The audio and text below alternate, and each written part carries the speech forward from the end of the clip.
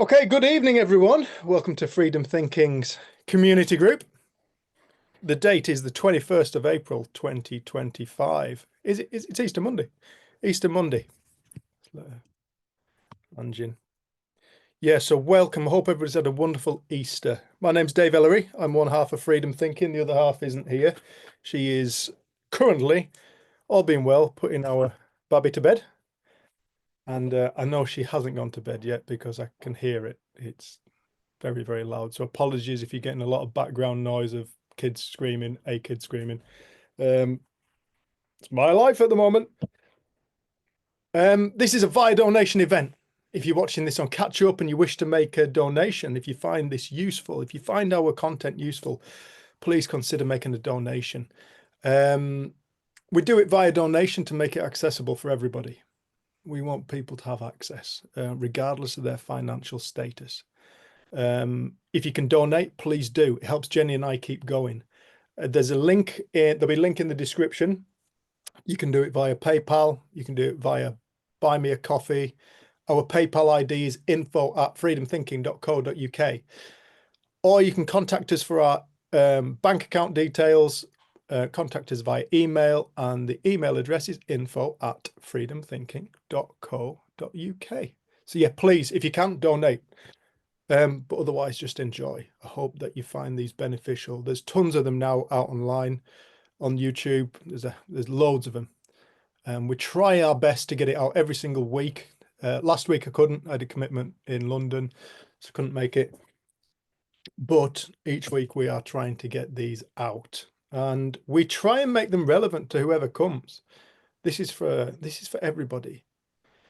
So if you're watching this in catch up and you have a question, something you can't make it on a Monday night, and you have a question, you have a reflection, you have an observation, you have something you want us to talk about, please drop us a comment in one of the in the video you're watching. Just drop us a comment and we will do our best to address it. Okay, please like, subscribe, share, and just tell your mates. Tell your mates. Right. Cool. Okay. I was just saying I was quite nervous about doing this one. We've been Zoom bombed an awful lot lately. And the last one, I'll give them the dues. It was a good one. Fair play. Fair play to the minds that come up with that. What a beautiful use of mind. What is that, Dave? What's what, love? Zoom bombed. When people just jump on and generally cause mayhem and threaten to kill you and your family, that kind of thing. Yeah. It's the kind of people who really, rather than jumping about and trying to cause mayhem, should really just be sitting down and getting a cup of tea and just coming and joining us. Let's just quiet the fuck down, sit down, chill out. The world's not fighting you. It's not fighting the world. It's not fighting back. Just sit down, relax. Oh yeah. It was yeah. So this is first one back. So apologies to everybody who struggled getting in. It's our new security measures. Sadly, we have an obligation to you lot as well. You know, so it's not just us, it's an obligation to you lot to keep you lot safe. And yeah, you don't need to see that. Okay, so I haven't got anything particular in mind to talk about tonight. However, I'm sure I can pull something up. But what I like to do, for those who are new, what I like to do is I like to make this relevant. I like to make it relevant to the people who are on the call, those who show up. We like to make it relevant to you lot. So if you lot have got any direction you'd like to take tonight's conversation, this is why I love community group, because you never know what we're going to talk about. It keeps it fresh, it keeps it spontaneous, it keeps it in the moment, and it keeps it relevant. But when somebody speaks up and asks a question, you know, you ask a question for loads of other people. So don't be shy. Please don't be shy. There's no wrong questions. There's no wrong observations. There's no wrong reflections or anything like that. So please, just, this is a space for everyone to grow together, including Jenny and myself. You know, we don't sit here as experts by any means. We've been gifted a glimpse into life. The glimpse that we've been gifted changed our lives, which kind of took us into this direction of wanting to help others find it. So I'm gonna what we're going to give you the phone just for a minute. I need the computer to Okay. change the settings. Sorry about. Where am I at now? Jen? Yeah. The camera on. Here. Sorry everyone.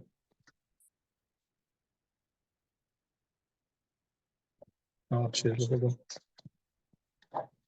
Yeah, again, sorry. It's teething. Day one of trying to sort out. Can you all hear me all right?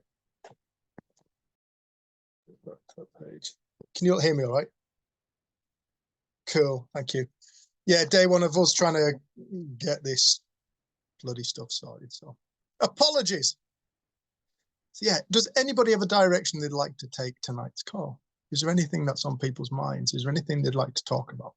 Please just shout up and let's go. Let's have a conversation.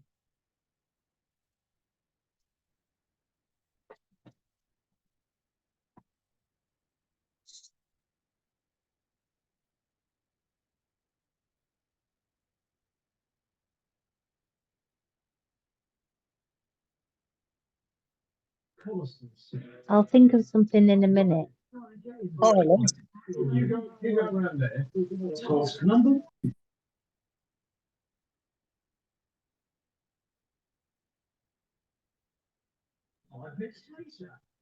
It would be good. Shall I just speak? All right, yeah. I was just thinking, you know, like I used to kind of try too hard. Hang on, just gonna turn that off. Try too hard and to get it. And I think a lot of people like me tried too hard to get it. I can't get it, you know, and it's kind of like, especially if people are new to the conversation, even though you can be in it for a long time and still be new to it. But to listen to it like it was music, or just listen to it like it was music. Don't try and get it. Although I am still trying to get it. It's interesting, this whole thing. Like, I'm trying to get it. Get what? What are you trying to get? You know, get to that place of understanding that Dave's at. But the problem with the understanding that I'm at is I understand, I don't really know a bloody thing. Well, like Michael Neal says. I know, like Michael Neal says, somebody said to him, "How do you know so much?" And he said, "I realize that I know absolutely nothing, but I know where to look." Yeah. That was, yeah, I know nothing. Well, none of us really do. No, we're always sat in the, you know, that place of not knowing. That's the thing, look. Our minds create concepts. That's what the mind does. That's what the intellect does. It condenses and it collapses into potentials, ideas. It's for figuring stuff out is the intellect. It's wonderful. It's the most amazing gift we have. Second to life. Second to life. The But intellect. also the most destructive. Well, it depends on how it's used. From the level of consciousness that it's used from. You know, the intellect used from the wonderful space of consciousness, it develops all the wonderful things that we have in the world. You know, but that same power can be used to create atomic bombs, biological weapons. hurt people, our own suffering. So it really isn't an enemy. People tend to think of the intellect as a bit of an enemy. It really isn't an enemy. It's an absolute gift. Without the intellect, Jenny and I couldn't be now figuring out what the hell to do with all this stuff, people trying to get in and blah, blah, blah, and making a right mess of it. You know, we're learning, and we learn through the intellect. What a gift. Mm. Gift. I correct myself. We don't learn through the intellect. We learn through insight. But the intellect is that stores the information that we learn. Okay, it's everything we think we already know, the intellect. Our intellect. But the problem in this respect with the intellect, especially when it comes to conversations of spirit, it will always fall short. And the simple reason for that is because the spirit is creator and the intellect is created. Say that again. The spirit is creator, Creator. intellect is created. Oh. I'm doing that, getting it then again. So really, you were right in what you were saying. The best way to listen is just relax. Stop with all this. You see, what in my mind, in my observations, and in my coming across God knows how many people around this conversation, one of the greatest problems that people face when listening is they think they know what they're looking for. Mm.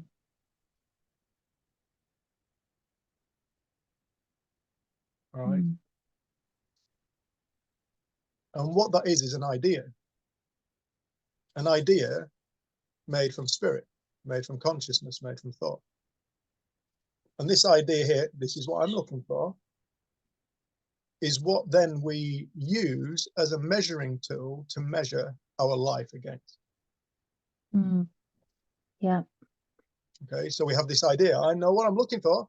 And when I find this, my life, I'm going to be getting it. I know Yep.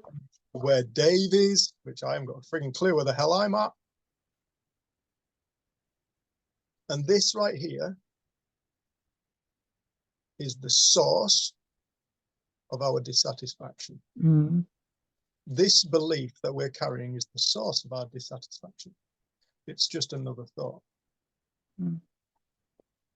that we gave power to and believed in. Because really no thought has any power. Oh, I'm not going to tell you why I'm laughing. It's all right. Got 4 dogs on my knee. And one of them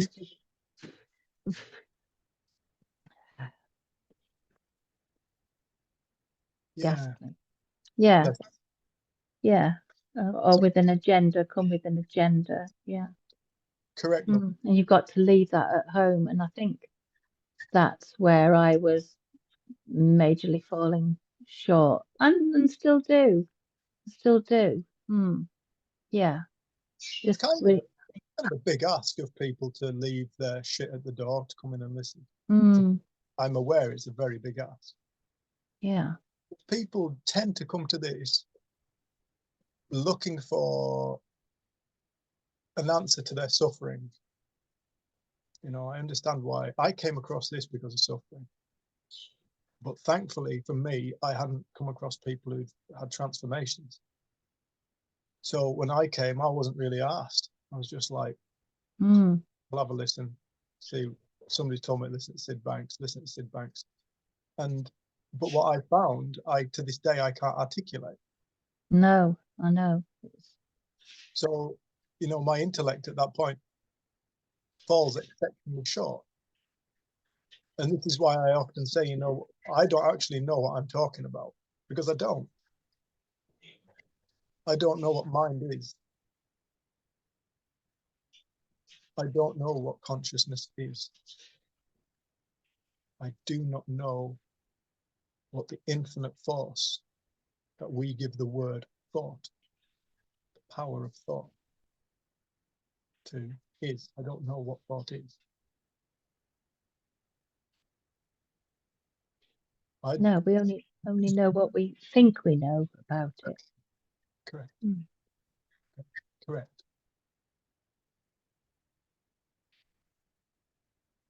You see, knowing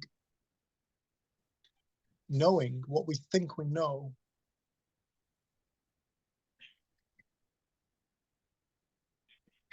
that can be one of our greatest sources of ignorance. You see, when we think we know something, we stop listening. Mm. I've got that. Cool. But we all, you know, I'm sure that everybody on this call has listened at some point and then dropped to another level. I thought I knew that, but I've seen it deeper. Mm. Okay, that can take place in any given moment, on any given subject, in any given time. Because we are infinite beings. And the only thing we are ever encountering is an expression of ourselves. Mm. But we then mistaken this expression of self, this any given moment experience, feeling, thought, creation. We believe that to be who we are in totality, or at least a major aspect of ourselves. When in actual fact, it's not a major aspect. It's actually it's as major as an aspect of infinity. How major is that? No idea. Well, it's, my parting words are: there's a guy that I follow now and again, and he's great. I think you'd like him. You probably know him, Sean Boland, and he says, I'll send you." It's very floral language, but he says the only thing you need to know is that you don't know shit. Yeah, True. a bit closer. All right, I'm all right. I can't mute you, so sorry. You're right. How are you doing? Mm. Jenny's nicked my laptop. Cole, can you just mute yourself, mate? Oh yeah, will do. But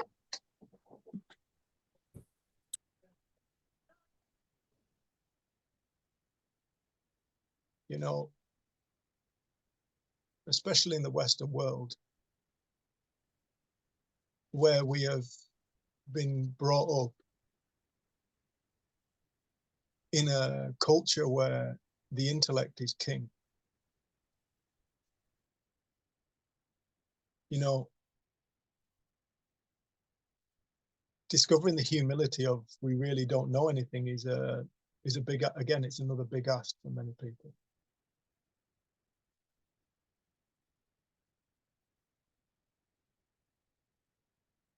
The power in it.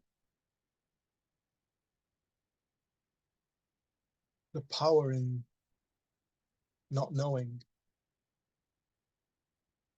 is immeasurable. It's truth.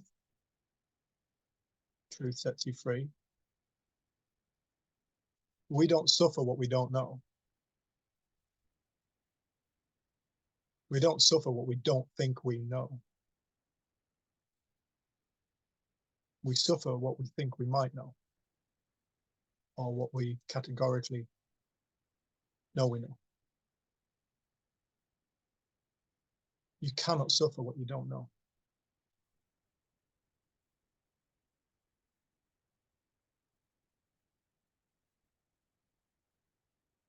But when you're in the space of I don't know, you're not in your ego.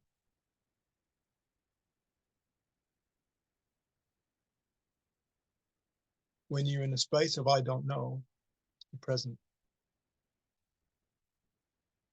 You have to be.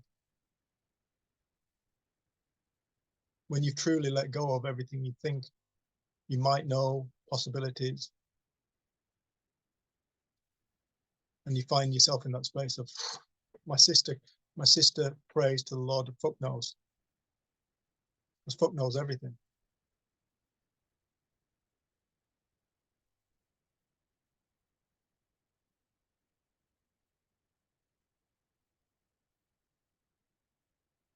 What's tomorrow actually going to be like? No idea.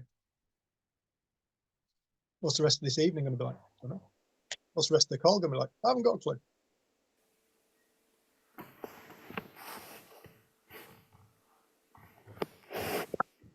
Oh yeah, Kerry, look. I just wanted to reflect a little bit on what you're saying there, because something I've been reflecting on a lot recently is around all of this known and the unknown. And because of the work I do and that as well, people often say to me that they're scared of the unknown. And something that I'm coming to see more and more is that it's not the unknown that we're scared of, it's what we think we know about Correct. the unknown. So similar to what you've just been saying. But also in order to experience something new, you have to be willing to enter the realm of the unknown. Because the way that my understanding sees it is that the known is very intellectual. So the known is like a tunneled vision because it's a database of information. And there's nothing new there. That's information that's been input over the years, and there's nothing new there. Whereas I see the unknown as expansive, and that there's infinite possibilities yet to explore.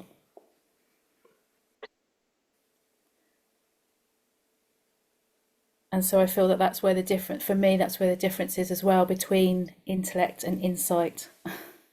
There's a parallel. Yeah, 110%. No, it is literally impossible to be afraid of the unknown. Yeah. It's not even a possibility. Yeah. You bringing back a laptop? Thank God. You were all resting on Lucia's little saw bench.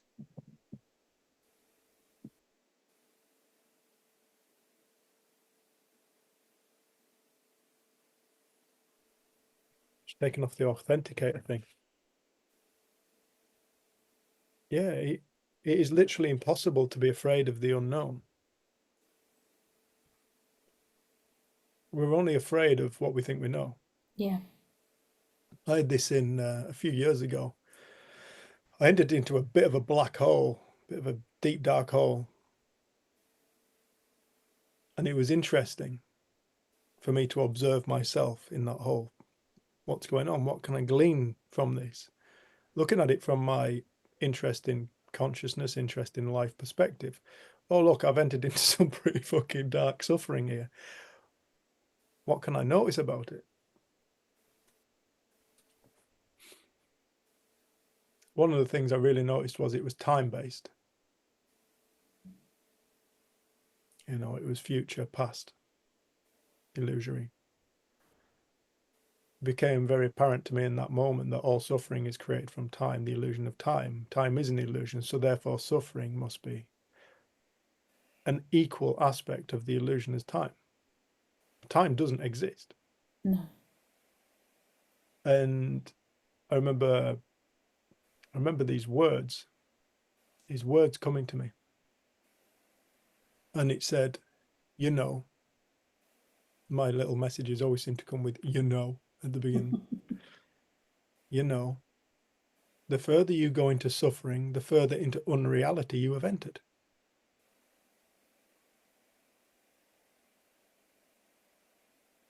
I remember thinking, yeah, that's true. That's really true. I was speaking to a lady the other day, one of our clients, and she was in this space. I could see it in her face. Her face had relaxed. Her eyes were sparkling. She was smiling. said, right now, how do you feel? She said, I feel great. I said, what's on your mind? And she went, nothing. I went, that's what life feels like. That's what life itself actually feels like, Yeah. minus all the mental agitation. Yeah. Trying to work it out, trying to figure it all out. Yeah. Said, so now you've had a taste of what life itself actually feels like. And it can go deeper and deeper and deeper and deeper and deeper. It feels like love, because it is love. So the further we go into suffering, the further into unreality we have entered. If life itself is a state of love, then anything in contrast to that, in the antithesis of that, fear or suffering, has to be illusory. Has to be. But it's when we enter into this suffering, that's when we start taking it really, really seriously. That's when we start going, oh, fuck, now I'm malfunctioning. We start taking it really, really seriously. But this little voice that just said, the further you go into suffering, the further into unreality you have entered. Mm. It was just so obvious that, no, that's when you just stop taking it so seriously. That's the time to stop taking it so seriously. Yeah. And so I love what you're saying.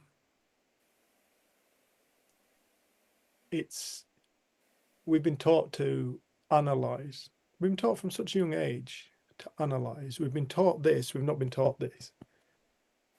We've been taught intellectual, what's the word? I forget the word now. But we favored the intellect, over discovering who and what we actually are. And I think that this is more the conversation, the freedom. When I had a couple of my experiences that I've had, I've never been able to quantify them or speak them. I know it's real. I should say it's more real than this reality. Yeah. But I don't know. And I always come back to that place. I remember I had an experience after getting into a fight where I left my body, and I went into another, when I say I went into another space, that's not an accurate statement. A new space was brought forth from within myself. That's what I've come to understand death as. It's not a thing you do. It's something that it's a transition of experience. But I can't explain any of it. But I remember coming back into my body and saying to myself, no matter what happens, I know that's real. And then the next thing was, how the hell do I tell anybody about that? And for years I tried, and I've given up because I just can't. Yeah. But that it really is the nature of life. The nature of life is we really don't know. We really don't know anything. Knowing is like, to know anything is a solidification of the mind, which is fluid. Mind is fluid. It's more akin to water than stone. It's energy. It's infinite frequencies. But the moment we know something, knowing is a thought. It's a thought that we think is real. And in all honesty, in my life, everything I've thought I've known eventually comes around to bite me on my ass. I am somebody who has been deeply humbled by life. I've had my judgments, my knowing. I know better than you. I know better than you. I tell you, I've given that up. I've given that up, because whenever I've had that I've ended up in prison because of it, having affairs because of it, drug problems, drink problems. I've had all kinds of frigging mental experiences because of it. And they've all been great learnings, but I haven't enjoyed it. Yeah. You know, and so coming back to that, do you know what? I don't know. And another, after an argument I'd had with my family, another little thing that came to me at 4 o'clock in the morning, this little voice came into my head and it said, you know, the soul does not measure. I remember thinking, what? Come on, you can do better than that.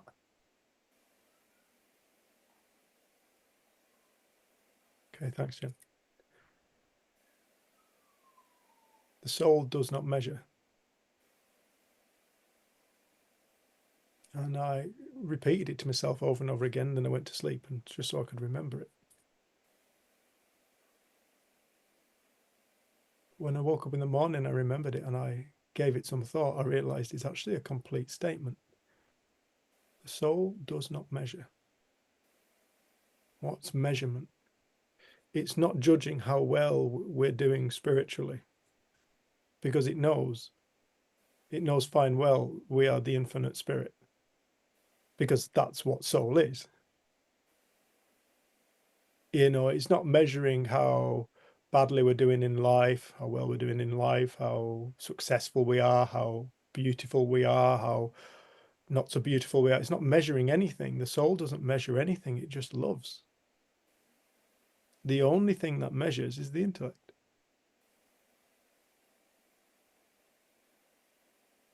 And it's our measurements that are tripping us up. How can you measure whether you're getting this or not? What does it look like? How long is it? How far do you need to go? I don't know. To that statement again, I don't know. So if we don't know, it might be worth just relaxing, enjoying life a little bit, being here. We're not here forever in this form. Go play, just enjoy life. Have more joy.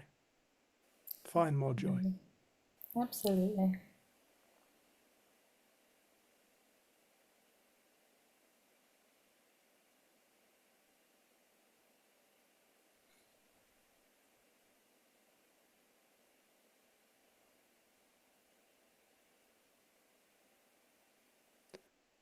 The other beautiful thing about all this is, though, insight doesn't give a crap about the intellect.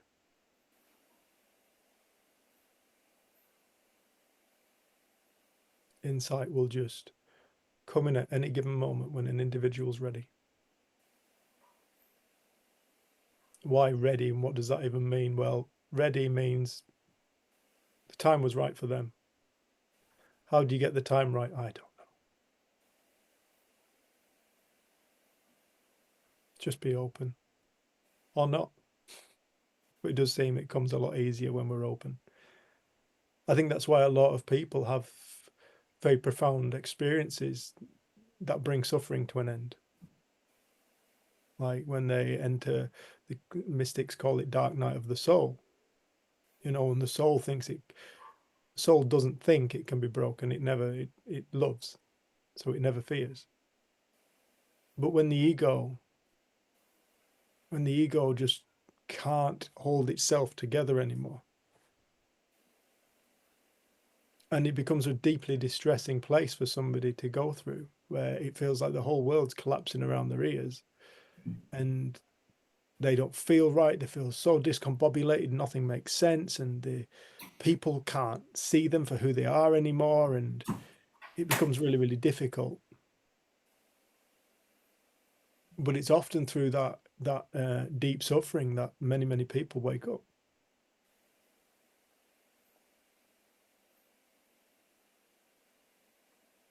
It's not a given, it's not a rule, it's not a fact, it's just an observation. Many, many people wake up through deep suffering. But what do they find? They find a new aspect of themselves because that's the only thing we're ever encountering.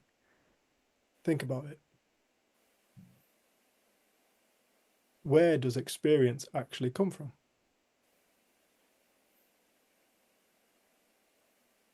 Is it possible to experience anything other than experience?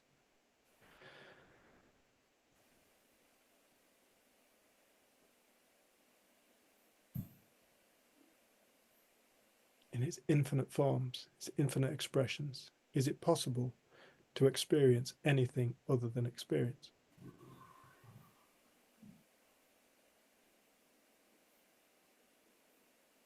So where is experience born?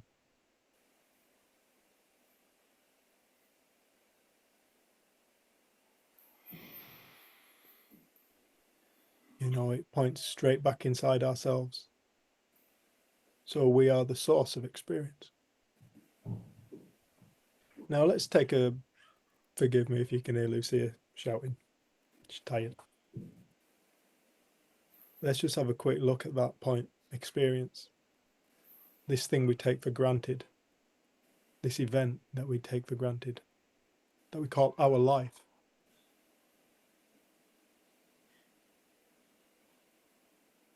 I don't know, when I look at it, I liken it to looking through a window. You don't really pay much attention to the glass unless it's blown or got a crack in it or got a bird shit on it. You generally don't pay that much attention to the glass. We just look straight through it. We don't really give a crap about the glass. I'm more bothered about the window frames. How do they look? Not bothered about the glass.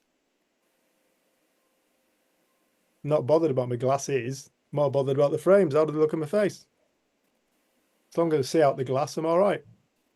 We pay so little attention to the glass. Can you hear Lucia? No. Oh, wow. Bless a little heart. But it's like looking out of the window. You know, we look through this, via this spiritual glass. We're mesmerized by the goings on outside the glass. Life. And at some point we get a bit interested in what's going on this side of the glass. But nonetheless, we don't pay any attention to the nature of it all. It's all experience. I remember one of the statements that really shifted something for me was in a Sid Banks talk when I listened to him. I listened to him for about 15 minutes. But he said, what I discovered is that life is a psychological experience. Life itself is a psychological experience. What a notion, what a thing not to comprehend, not to consider. Life is a psychological experience. Life, I'd never questioned what life actually was. What is life, my friend? What is life? You know, this thing we just take for granted like the glass.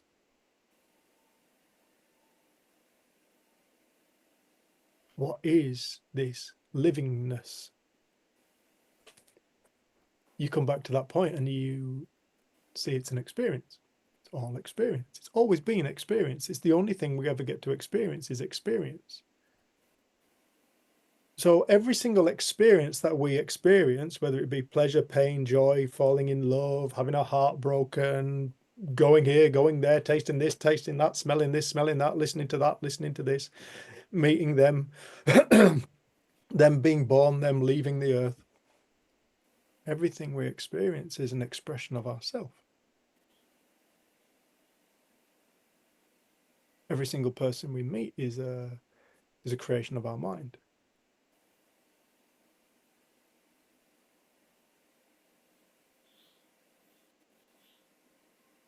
So with that in mind, Lise, you can't not have it. It's impossible not to have it. There's nothing to get. You've already got it. By virtue of existence.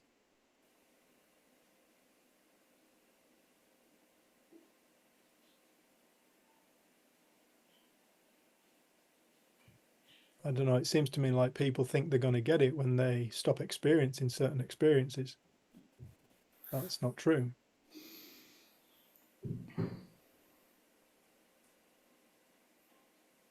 That's just another idea of the mind.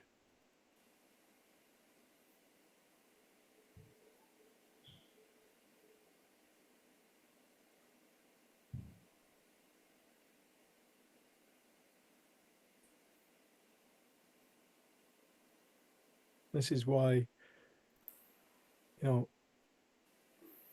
often spoke about, like, people go on this search, spend years searching, and where did they find it? Oh, right where I stood.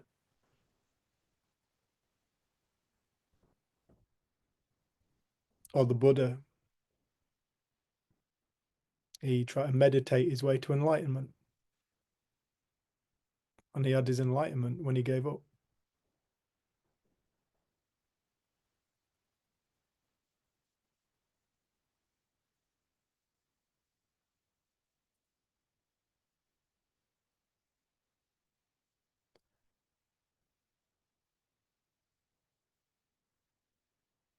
Us human beings, especially in the West, we've been brought up in a culture that destroys an awful lot. Destruction has been a big part of our culture.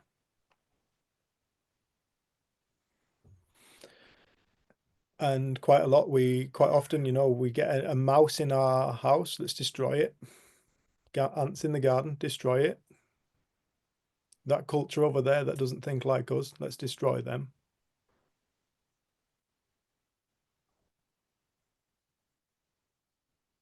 And we kind of use that same mentality when it comes to ourselves. I have these feelings, I need to destroy them. How do I destroy them? How do I destroy my thoughts? We have such a war mentality. Is that really conducive with peace? The peace that we're really seeking.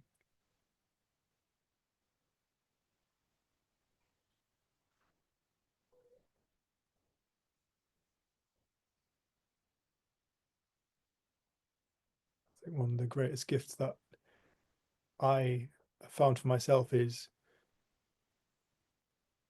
I'm not afraid to feel. I said to you lot before I started this, I was actually a bit nervous doing this one. I'm not afraid to feel it. Not afraid to feel nervous. I don't see a feeling as being representative of whether I'm being successful in life or not, or whether I'm valid. I see feeling. I'm nature, but I see feelings as an aspect of nature. If nature did not intend us to, whatever intelligence is behind nature, whatever you wish to call it, if that intelligence didn't wish for the human being to have the full breadth of experience that the human being gets to experience, it simply would not have created the human being with the full spectrum of experiences that it's capable of experiencing. It would never have allowed it.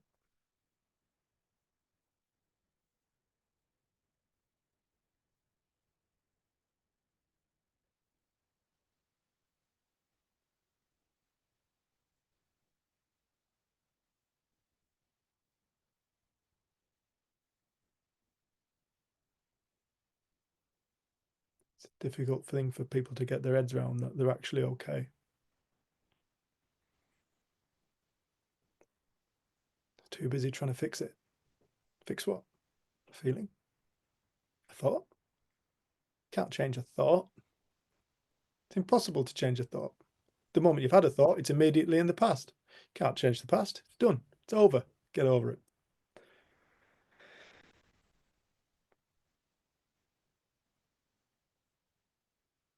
Just spend all our time thinking about thoughts, thinking about feelings,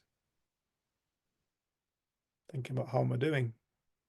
You're doing fine. You're doing great. You're perfect. You're just using the power of thought to create the experience. You're not. It's fine. It's a thought thick, Sid Banks would say.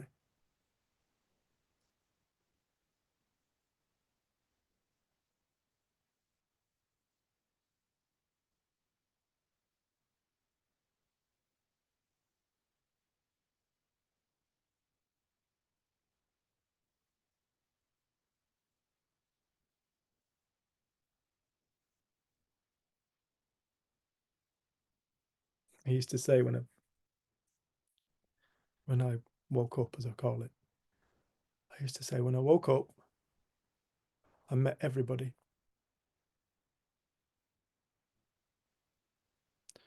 So when I met people, it was like I didn't meet strangers. I never met, and I remember saying this to a lady who Jen and I spent some time with. She said, "Oh, I can't believe you spend so much time with a stranger." And I said, "I haven't met a stranger in 5 years."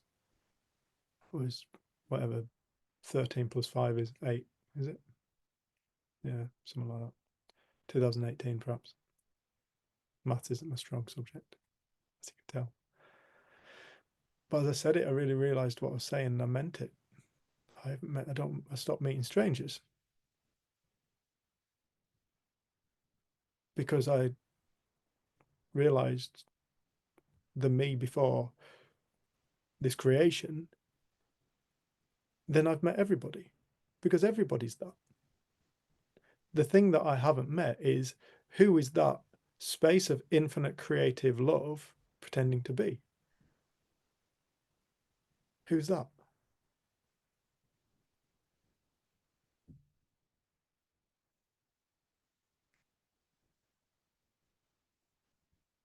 Personality, as we call it.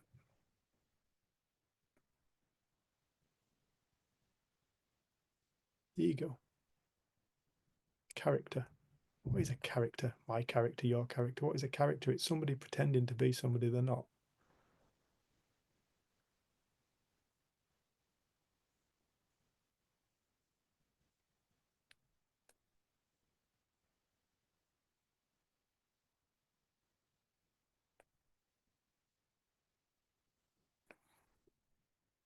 I'm loving all the pets tonight.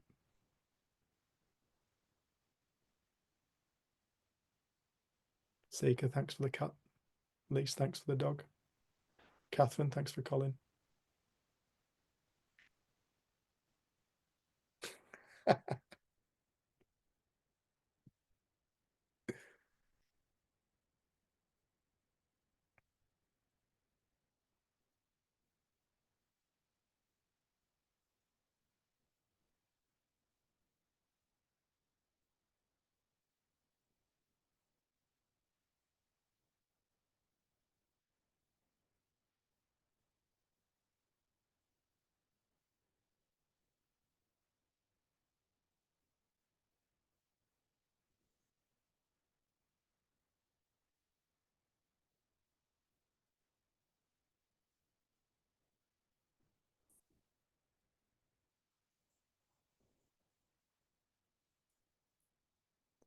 I haven't got my phone with me. But my sister receives messages and I'm going to totally ruin it. But she sent me this message once. And it just said, "You do not need to fear this life."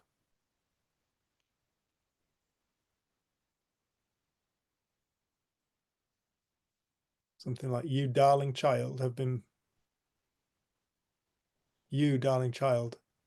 are made of this universe. You are the exact magic that you seek. And then it says, "We made you into a perfect being," or something like that. I don't know who that we is, and neither does she. This is what she got. And it goes on to list all the wonderful things that we are. And then towards the end, it says, "You do not need to fear this life because you are life itself."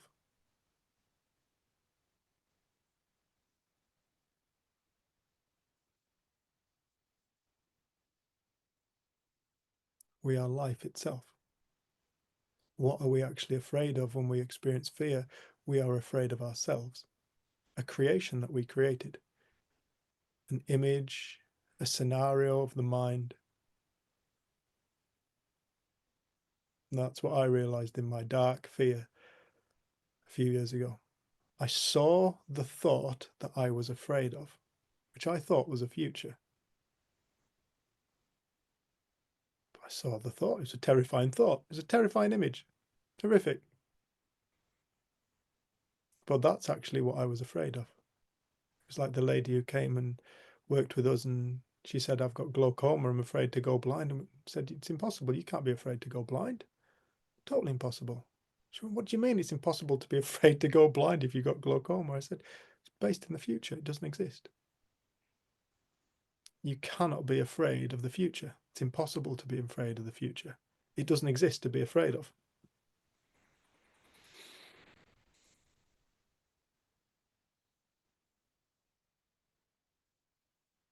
You cannot be afraid of something that simply does not exist, because it doesn't exist to be afraid of.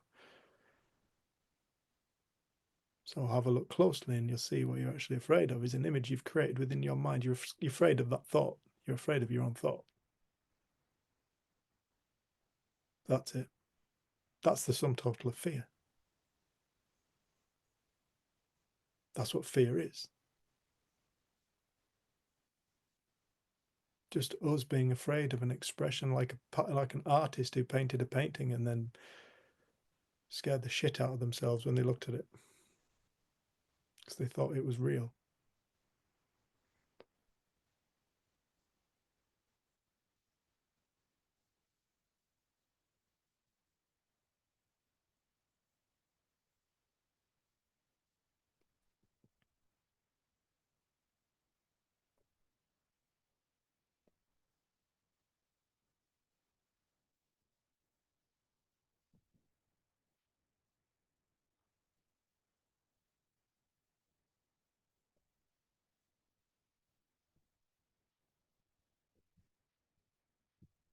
Like an ocean becoming afraid of waves.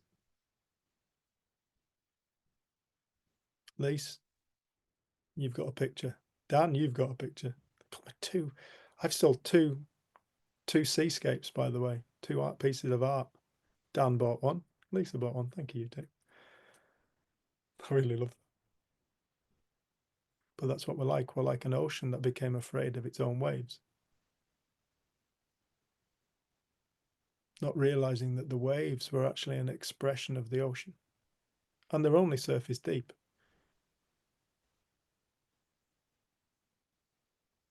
The depth and the stillness that lies underneath the waves is not like an ocean, because an ocean has a finite depth.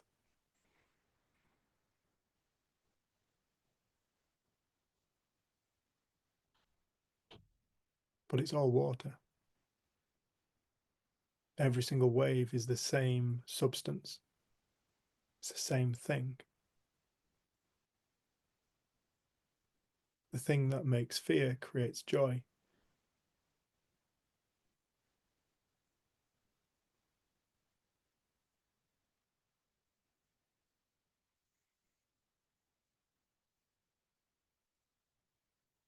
It's not biased in any way, isn't the water?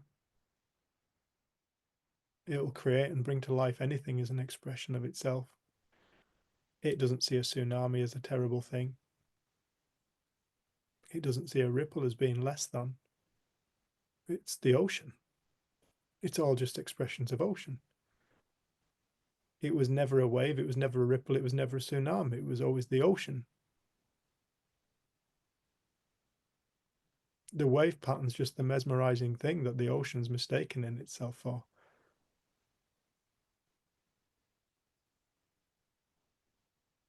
And the wave pattern's awesome,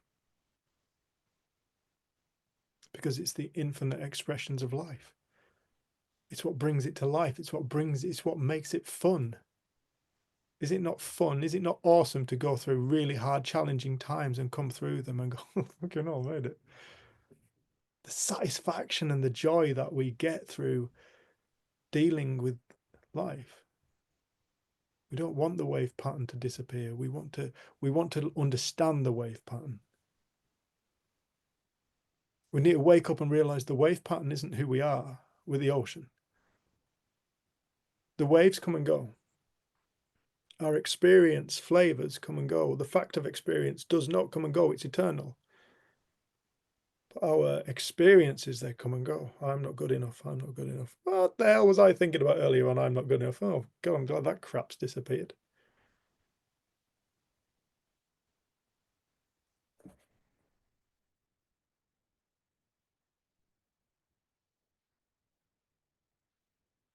Mistaken identity.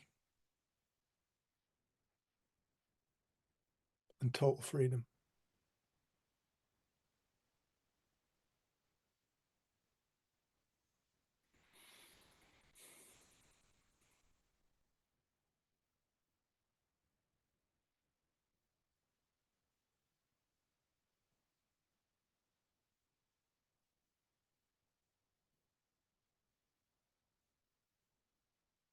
It's funny as well, Lise.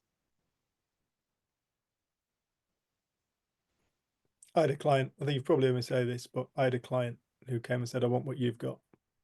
The freedom you have, Dave. I said, oh, really?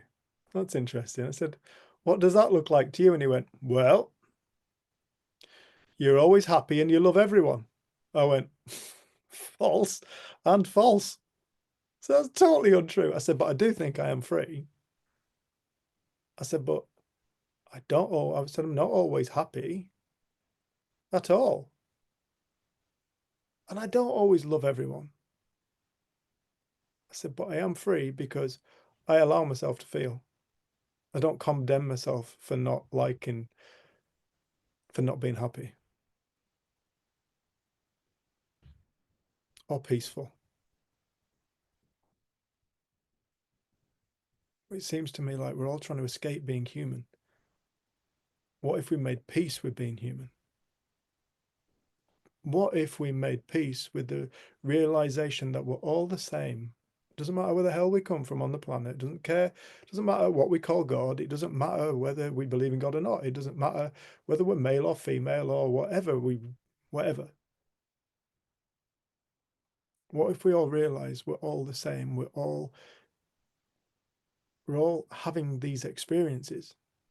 We're not unique in our experiences of having our highs and our lows. It's part of being human.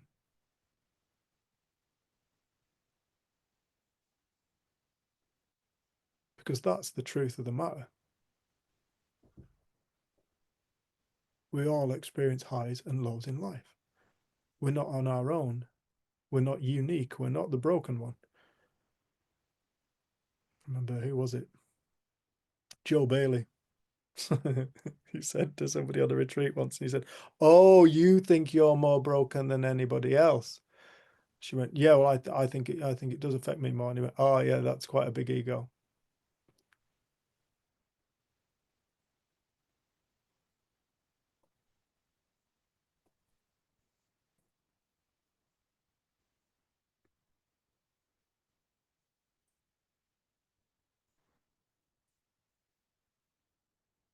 Truth of the matter is we're all good, every single one of us. We're all right. That's why you can realize you can realize something and everything changes. Like you can have a new thought born, a new potential born from within yourself. Where does insight come from? Insight.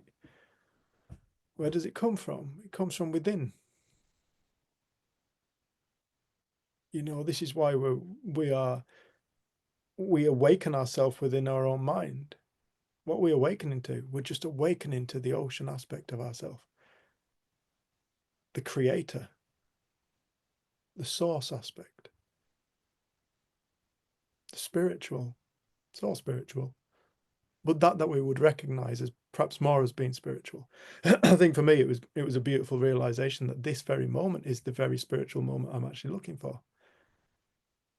I'm looking for it here and now, not somewhere else, not in the future nor the past, because the creator is creating in the now. That's when people find themselves in the now, they have spiritual experiences. That's why presence is a beautiful feeling, because they're meeting the creator, the ocean of self, the true self, the real self. that doesn't judge, that doesn't measure soul.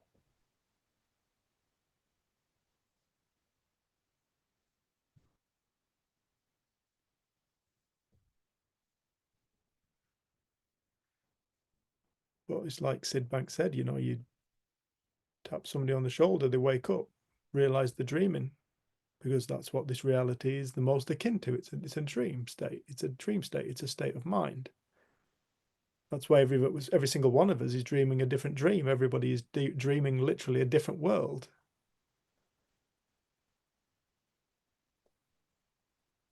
Some people are being brave enough to dream scarier and scarier dreams. They'll never be destroyed.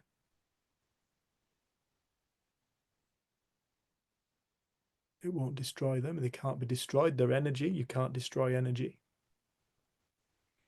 I'm not saying you can't destroy the body. Of course you can destroy the body, but we're not the body. We are whatever the animating force is within the body that animates the body, that grows the body from itself and lives the body through itself and departs the body when it's time to leave, it's time to go home. Wherever home is, it's a state of being within ourselves.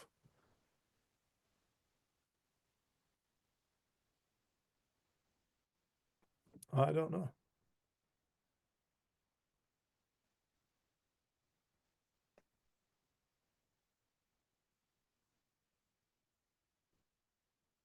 But I do know everybody's all right. And I do know that everybody is equal in spirit to every other human being on planet. Or off planet, if you like.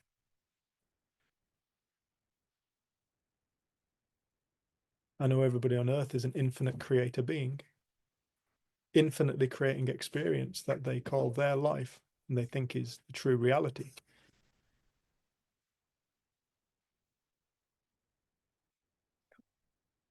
You will. Can't be any closer. So now you can see the mess. Just keep my hand there. Very nice. Nothing with me. No, not you. God, I'm there. Not that bad. Yeah, it's not good. Guest speakers arrived. What have you been talking about? I haven't got a clue. I don't know. We've been talking about I don't know an awful lot. Lise is saying she's still not getting it. Kerry had a few lovely words to say. There's lots of pets, which is nice.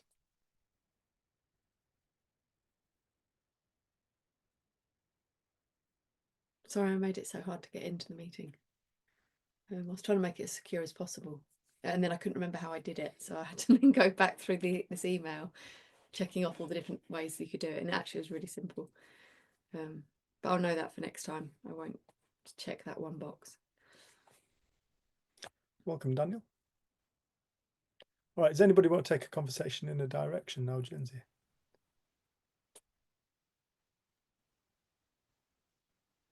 Debs. Yeah, I'll just say this unknown, this conversation about the unknown is beautiful because I feel the freedom of that. If it's not my responsibility to figure it out.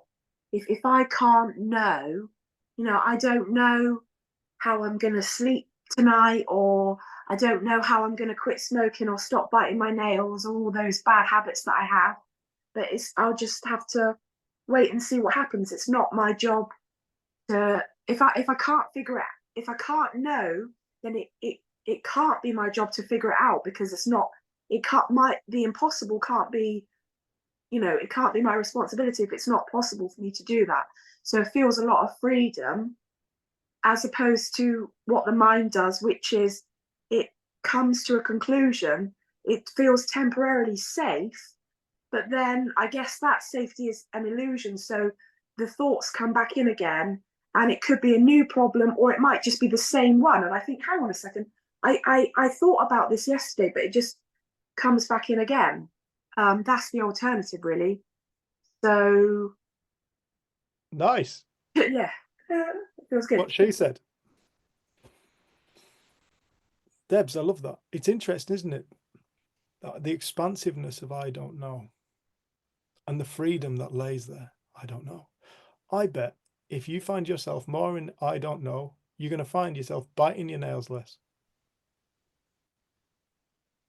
I also think if you find yourself more in I don't know, you're going to sleep a bit better. Well, I was going to say, Dave, it might be spiritual bypassing, and I might go off the boil and start smoking crack tomorrow, but we'll have to see what happens. I don't know. I might join you. Oh dear. Do you know this whole spiritual bypassing thing? Somebody said that to me once, and I said, right, we're going to go through it Staveley, the village just up the road from me. I'll just tell you how I'm getting there. I'm going to walk in a straight line to it. But if you don't want to spiritually bypass it, you can go right round via Kendal, Brigsteer. You can go around that way if you want. But I'm just going to take the direct route, if you don't mind. This whole spiritual bypassing thing,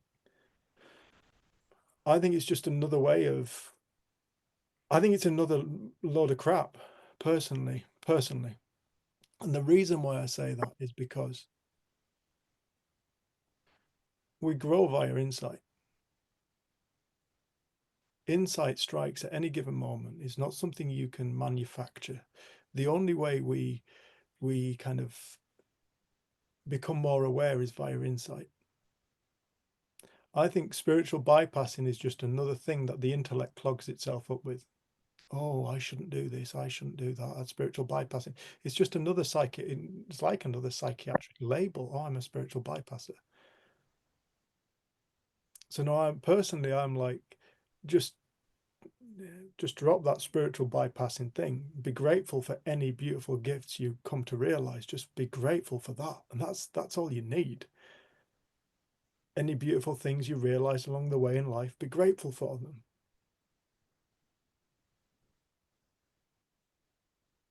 That's Yeah. to me where it's at. I think where the mind comes in is intellectually, it can't understand freedom without responsibility. But as the freedom comes from letting go of that, or letting go of the burden, we're just letting go of it. But we think of freedom and choice and free will and responsible, we think of them all going together. So, but the freedom was just letting go of it, I guess. Yeah, to me, the freedom lies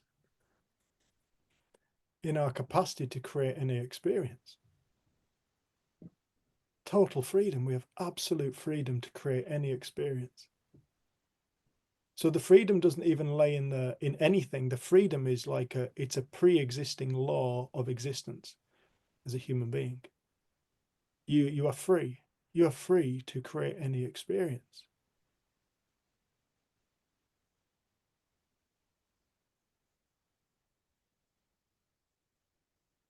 The freedom lies in our infinity, not in what we've created. That's finite. It's too late. It's done. It's like a wave. But we're busy looking at the waves, busy looking at the waves, busy looking at the waves. But we're actually an ocean, free to create any wave pattern, even one that looks so terrifying and solidified and real. Truth. Coming back to this I don't know, Debs. Coming back to that. Ask yourself, what do you actually know? What is solid? What is a tree? What is a tree? What is it? I'm asking you that. Debs, I'm actually going to ask you the question. What is a tree? Yes, love. I haven't got any water. Yeah. Oh, what is a tree? It's a plant. What's a plant?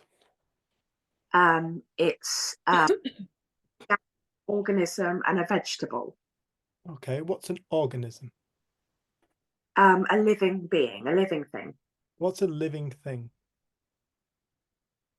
Something that's alive, bit circular, but something that's alive. What's alive? What is alive? Yeah. Or what?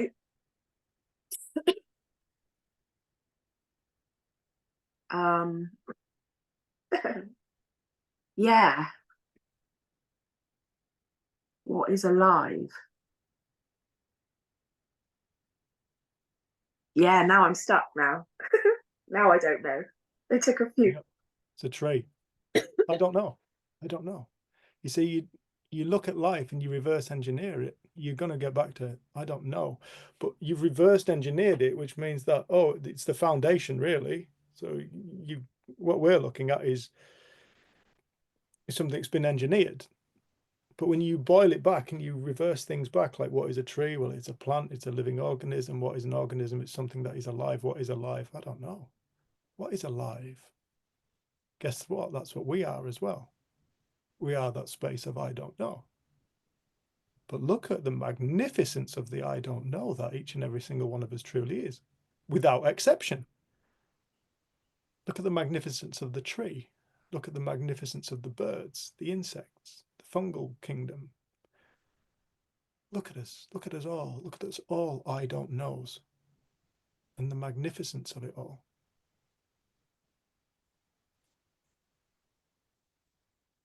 What do we really know?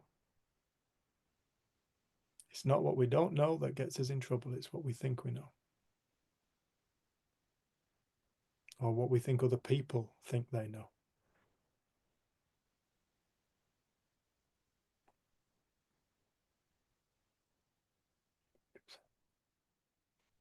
I really liked what you said, Debs. I did. Like, so obviously we haven't seen you for a few weeks, and there's some little things that came out a few weeks ago on the when we were doing the online retreat that you said was kind of new for you. But when you were speaking then, you were speaking with such clarity.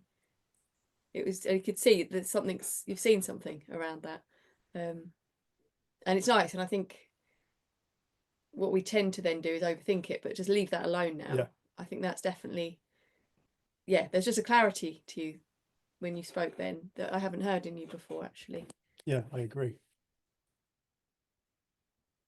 Okay, great. Thanks, guys. Thanks, everyone. Thank you, Debs. We love what you said. Loved it. Beautiful, love. Thank you. Dan's had his hand up for a while. Yeah, Daniel. With his dog. Well, they're both there. Look, he knows he's getting attention somewhere. All right, pal. I can't remember why I put my hand up now. I think it was yeah, I think it was something that Debbie said that sort of sort of like brought something to the front, and I think it was just what I was trying to say was it's learning the art of not giving a shit. I think that's one of the easiest ways to sort of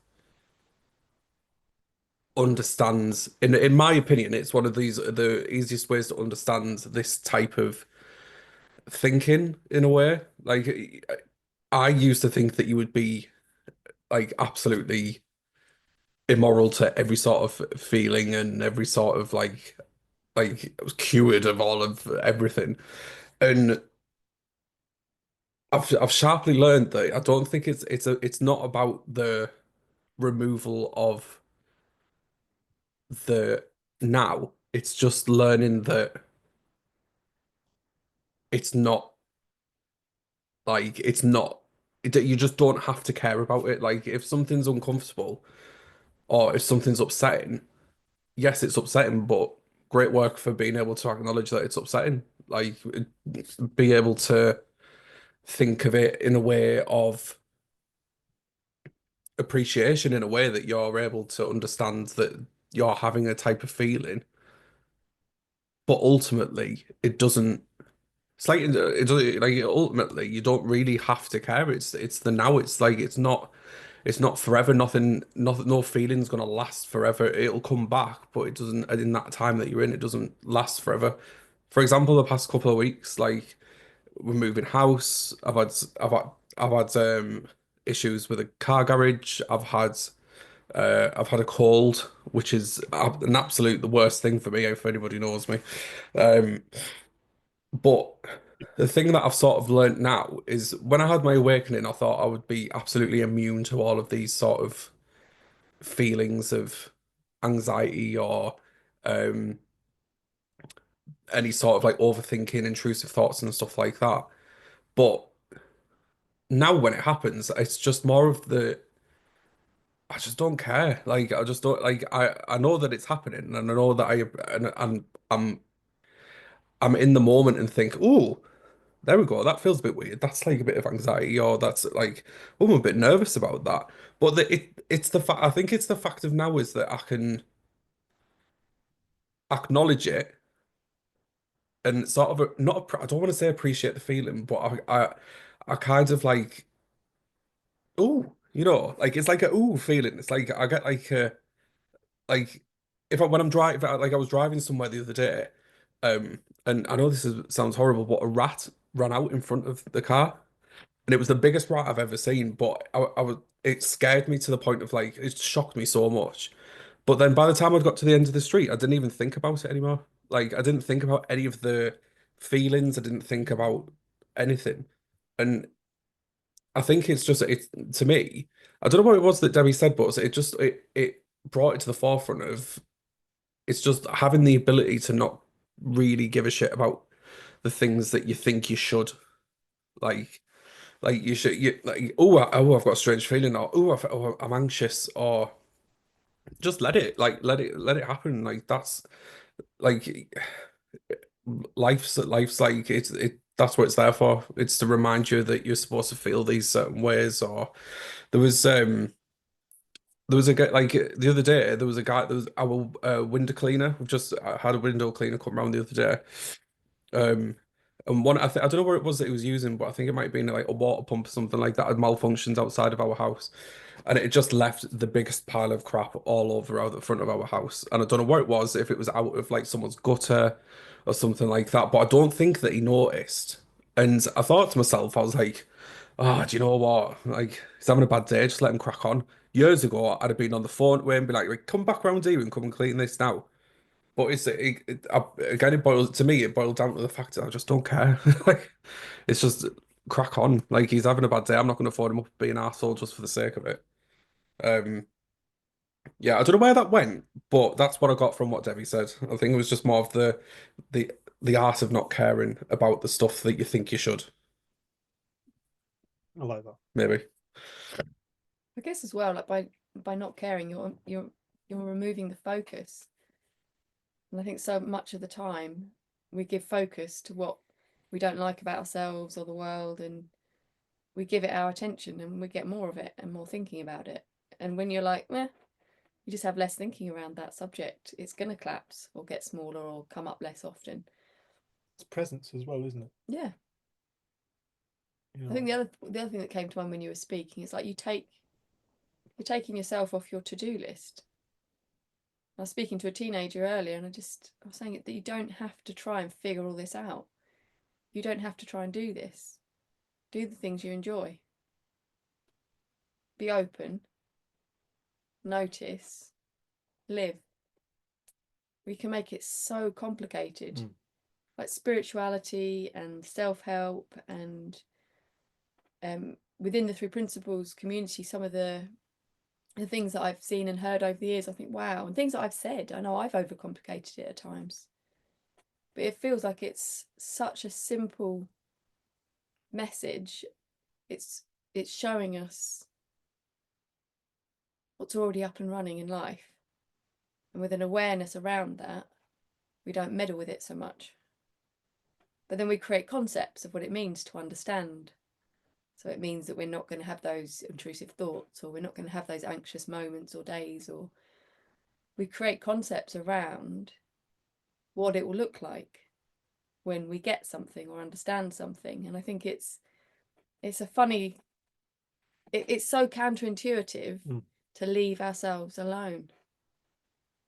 Just leave ourselves alone. We don't have to figure it out. We don't have to work on ourselves.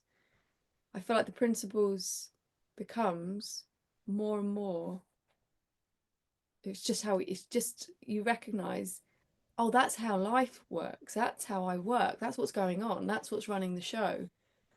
And then we give our little self, the me, a day off, a week off, a month off, and life gets easier because whatever grows the plants and works out the seasons and does our blood pressures and everything like that knows how to live much better than all of our concepts. And I think the beautiful thing is that we're still not separate from that energy, so we can then get gifted insight and inspiration which you can then sort of come into the form, and we can live from that. And it's such a gift to know this, but we just overcomplicate it sometimes, and we make it as something that we need to know, Something to get. somewhere to get. And I don't think our mind can understand how simple it really is. We think it has to be more than that. It has to be more than noticing that our experience changes, that actually reality isn't out there, it's in here. We can kind of have an understanding about that and then think, oh, but it's more than that. I now need to do something with that. It does feel like it's the opposite of everything I learnt about before.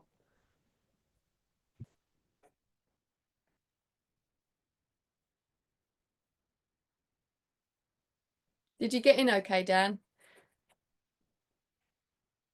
Yeah, I did. I just clicked the link that was in the WhatsApp and it came right up. Yeah, I had a client here, so I couldn't join earlier. So sorry to be late, but I thought I'd Oh, get you're up. welcome. Mate. Well, we had a Yeah. few little hiccups at the Yeah. beginning because I'd set all the security settings super high, but which then meant people couldn't get in. So There's an armed guard at the door. It's just Oh, yeah, I got right in. So good to see you both. oh, you it's good too, to Dan. see you. Thanks, man. Yeah. But did you Hmm. say at the beginning you'd actually felt apprehensive because like when we were doing the 3-day event and we only did 2 days in the end, we're going to do another day, probably another 2 days. You said. I was thinking of doing another 2-day event. But we've both felt like probably more you actually just as nervous around using Zoom, and because it really unsettled. Yeah, it did. Really unsettled you. Yeah. So yeah, then yesterday I was like, right, I really need to look into all these security things on Zoom. So I just like ticked everything that makes it more secure, but then locked loads of people out by doing that. So Yeah, that's the thing, you know. We're wanting peace. That's what everybody's here for. It's why I do my work. It's why I married Jenny. You know, it's why I have a camper van. I do things with my life that I know I enjoy. Why do I do the things that I enjoy? Because I get to experience the peace from the joy and the fulfillment. So we're all looking for fulfillment, really. I sent this to a lady the other day, like, notice, why do you do what you do? Why are people doing what they're doing? We're all looking for a feeling. That's it. We're looking for a feeling.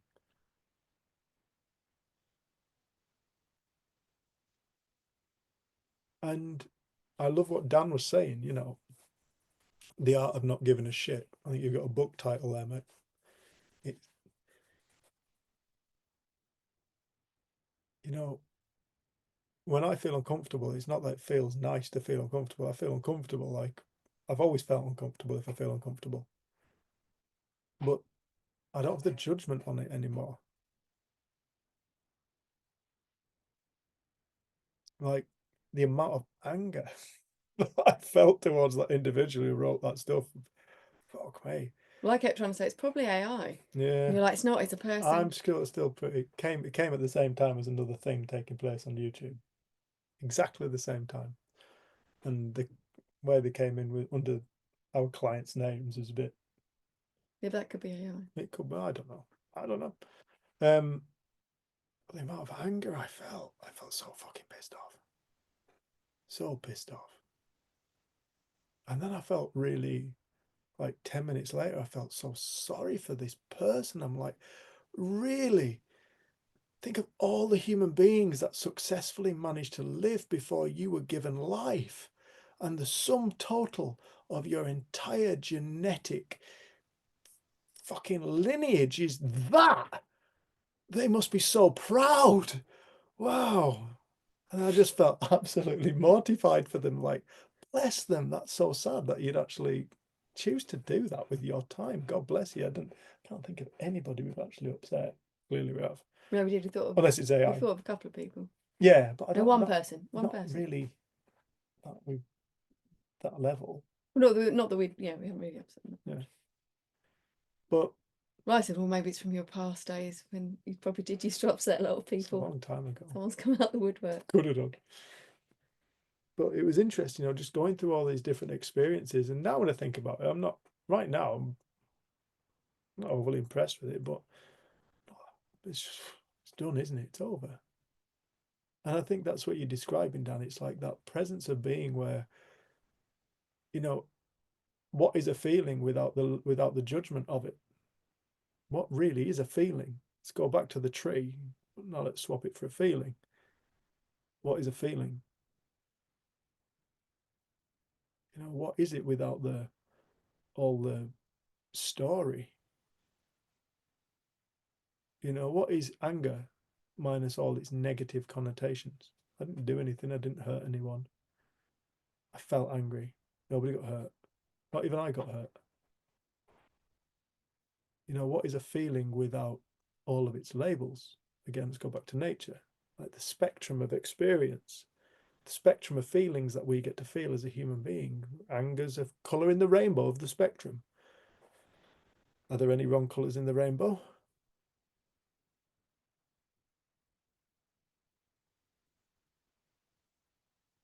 Is it wrong that we should feel what we feel? What if it's absolutely perfect that we feel what we feel? It doesn't give us right to act upon our feelings and hurt other people or get revenge or anything like that. Well, what if it's all right just to feel whatever we're feeling? What if it's not representative of who we are, but it's a representative of where we are in that given moment within our own mind? The mind is a fluid state.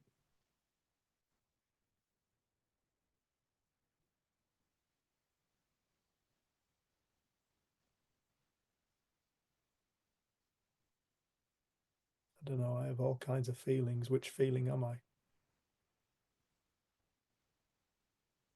I have all kinds of thoughts.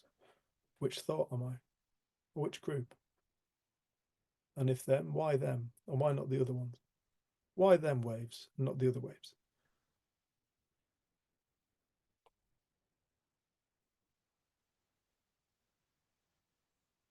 I don't know if you heard Lucia screaming. Yeah. I don't think the computer will pick it up, No, but it's interesting. Like with her, it's so easy to see that I was messing around on the computer trying to sort something out, and she'd wanted my attention, so I'd had to say, I can't give you my attention right now. So then she'd got engrossed in Lego. She was doing something with Lego, which is why I've taken a bit longer, because I then finished doing what I was doing, gave you the laptop, and thought I can't now just say right, bedtime. So I gave her an extra 15 minutes, and then I said it's bedtime, and then she's just melted down about the fact that she was in the middle of this Lego and she didn't want to leave it. But I knew from her reaction that actually all she needed to do was go to bed and she'd be absolutely fine. So I picked her up, and she didn't even resist being picked up and taken upstairs and doing her teeth, and within a few minutes she'd actually snapped out of it and had her teeth done, having a laugh, and she came back downstairs to say goodnight. And she's gone off to sleep really peacefully. But I think we see an adult having a similar reaction. We think it means so much. We buy into it so much more. But I think with a young child, you can really see how something will literally be our everything, and they're so consumed by it, but then so quickly it passes and something else arises, and there's no resistance in her to that big feeling. There's just this frustration that she's doing something and it's coming to an end. But then she's in the next moment. And I think if we could see that in ourselves and in other people, we'd just not take it all quite so seriously. Yeah. Like it's a beautiful thing you're doing. It's going to be there in the morning. You can continue. But we have the same thing in our life, and we make it everything, and it just dominates our mind. Whereas actually, as we leave it alone, it vanishes. And it is simpler than we think. But it was funny going upstairs because Dave always thinks she doesn't listen to him because she doesn't swear. And she doesn't speak anything northern. Well, she said something stinks. And we got in the room and she went, "It pen and inks." I'm like, that's what Daddy says. That's Cockney rhyming slang. No, That's but southern. but you're the one that says Oh. it. I never say that. That was it she said the other day, though. She came to me and she said, is it? Oh, he's made a right mess of this. Yes. No. First time she ever listened to me. Well, actually, the reason I jumped off Zoom is because you kept swearing and she could hear as well. Oh, So sorry. that's right. Dan. It was. I think it was something that you literally just said, Dave, about what you. I think it was like the why me, or why do I get these thoughts, or something along those lines anyway. And it reminded me of when probably like at the beginning of this year when I was having a really difficult time. A lot of the things that I used to say was, "Oh, why is this happening again?" Or like, "Why is this happening to me again?" Like I thought I was past this, or um. And I can remember speaking to one of my friends, and I said, "I feel like that I've relapsed in a mental health circle kind of thing." Um, and there was a I think it was a podcast I was listening to, sorry, about a month ago, and they mentioned about relapsing with with like a thought kind of thing. So it's like you get past all of this negativity, or you get past all of this anxiety, and you think, "Oh, thank God, like it's gone, it's gone." Um, and then a prime example, at the beginning of this year when I was having a bit of difficulty, um, I did the whole like, "Oh, what's like, why is this happening again? Like, why me? Why me?" Um, and I think a lot of the freedom of that accepting of these thoughts is knowing again that it may seem like a step backwards, but it's not. Like I used to think like, why me? Why me? But why am I blaming myself for something that's happened continuously throughout my life? But it's more of like it's more it's more on the agenda now for me to acknowledge and think, why is this happening? Like it's like like just feelings and thoughts. Like it's the waves. Like everything just continuously happens all the time. But it's the things that you physically put on your mental to-do list to say, I'm going to give that attention, or um, oh, that's what I'm going to think about today. Whereas I used to automatically think, oh, why am I doing this to myself again? But then by thinking that, it would be putting all of these things on this list to say, right, I'm going to think about that. I'm going to think about why I feel like this, my arm's hurting, like da da da da da. And looking back at it now, because I'm out of that cycle, is it felt like a full-on relapse. But I don't feel like that now it was. I feel like it was more of a kind of misunderstanding to myself of not being able to understand why it had happened again, kind of thing. Um, yeah. So I think the why me thing is it's another part to me. It's another part of, well, yeah, it is you. Like, do it. Like it sees it. Like it's happening. Like accept it. Don't give a shit. Like just let it happen. It's uncomfortable, but that's okay. Like there's nothing. Why like oh thank God you've been chosen to feel like this. Like do you know what I mean? That's the way that I look at stuff now. Granted, the cold this week has tested me. Like there's absolutely no way on this earth that this that I wouldn't have been able to be frustrated about this week. So I've just let it happen. I've let it go. And today, luckily, is probably the first time that I felt okay in about 5 days. But again, it goes back. I've tried to do the whole, just don't care. Like, just get on with it. Like before, when I had a cold, I used to be housebound. I used to hate it because it's frustrating to me more than it is anxiety. I think because I just hate being. It's an inconvenience for life, isn't it? Being ill, and it's just I just needed. It was just one of those things this week where I thought to myself, I was like, oh, just piss off! Like it's just too much for me this week. I've got too much to do. La da da da. Um, and then I thought to myself, why me? Why have I got a cold? And then the second that I said that, I sat down and I said to Alex, I was like, what a knobhead I am for thinking, or why have I got a cold? As if like nobody else has got a cold in the world. Like no one's ever had a headache, or no one's got a snotty nose or whatever. Like, yeah, it again. It goes back down to what I was saying about the not caring. Like nothing gets worse. Nothing than anything that you imagine will it just doesn't get worse. Like it feels shit at the time, but it just doesn't get worse. And like the why me thing, just I've learned now. Every time I think, oh, why is this happening to me?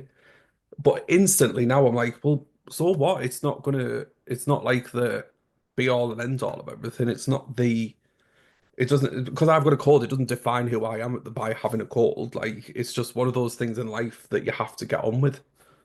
And it's, this week's really sort of tested me on the whole being present and like in, in the now. Because instead, before, like I said, I used to just hide myself away and be like very sort of like wrapped up in the thoughts of, oh, I've got a cold, or what if I've got cancer, or what if I've got like this, like why is my arm hurting, and all this sort of BS. But yeah, it's I used to just think all the time like, why me, why me? Um, but I'd still do that, but I think I do it more to the point of to uh ground myself down with the thoughts that I have in a way.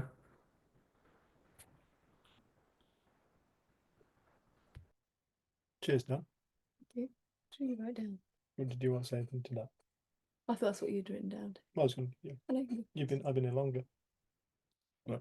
Doesn't make it more real. It seems like to me, it seems to me, oh, I slipped in a tree and I was doing some tree surgery a few months ago and I banged my coccyx and it's killing me. The word acceptance. I don't know if you said that, Dan. I'm sure you might have done just then. You basically, I feel like what you were saying was you're accepting of your experience, but then you were saying to articulate it another way, really, in my mind, like assuming I'm trying to feel if this is what you were saying, like acceptance isn't passive. You know, when you accept how you feel, it's not like some kind of passive thing. It's actually a massive, it's a very powerful place to be. You know, because you to me, it seems like when I look at it at this moment, it seems like we have one of two choices. We can either accept or not how we feel and how we're thinking in any given moment. We can either accept it or we don't accept it. Now, if we accept it, to me, it's fairly clear that if I accept something, I'm not at war with it. And if I'm not at war, chances are nobody's going to get hurt.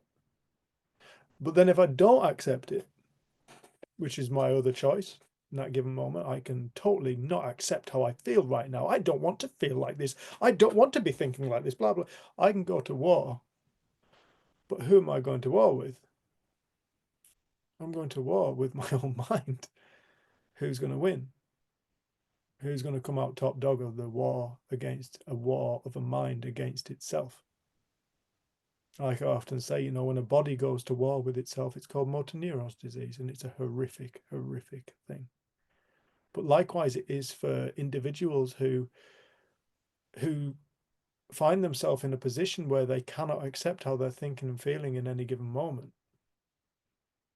And they're not at peace with it and they go to war. I know countless people who go to war with their own mind. I'm like, well, how's you finding peace getting on? They're like, not very good. Of course not. You're at war with your own mind. How are you supposed to find peace at war?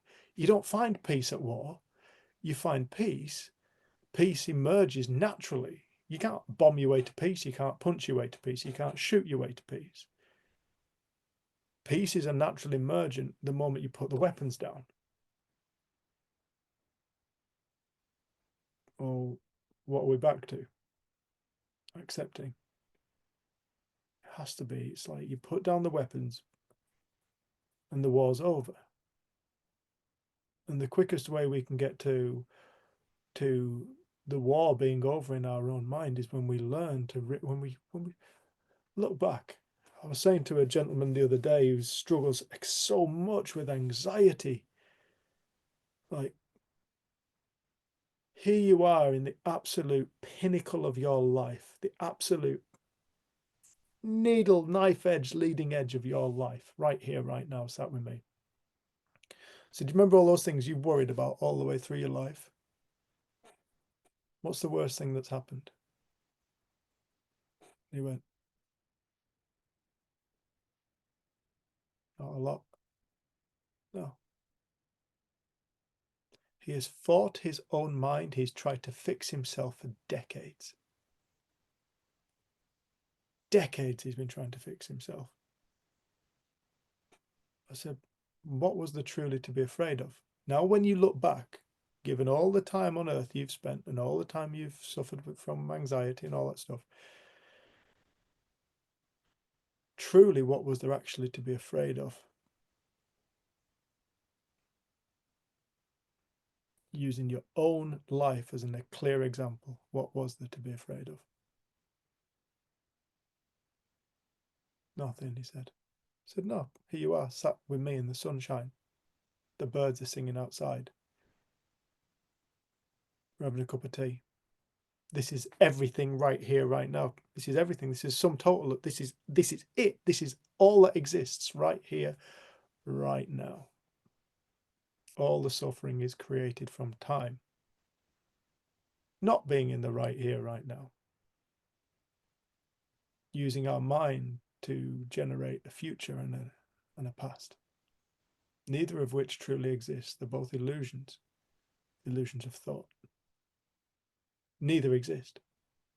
We live in an eternal now.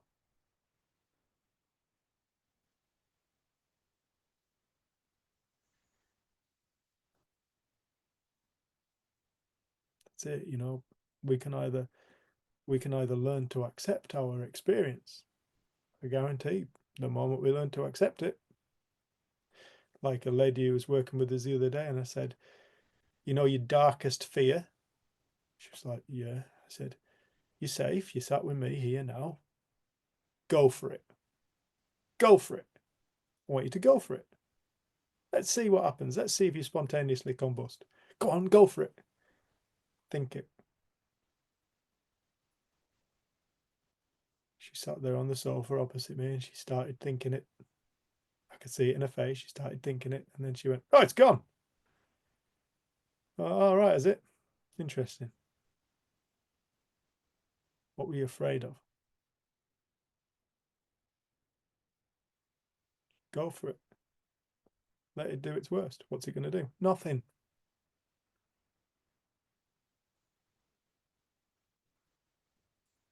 The only thing we can actually fear is a creation of our own mind. You cannot experience anything outside of experience. You cannot experience anything outside of yourself. You cannot experience anything outside of ourselves. Everything we are experiencing is an expression of our inner being, our self, our infinite self. What are we afraid of? Ourself.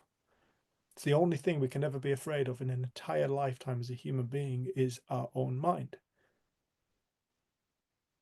It can look like I'm afraid of something out there, but look at the fear. Is it based in time?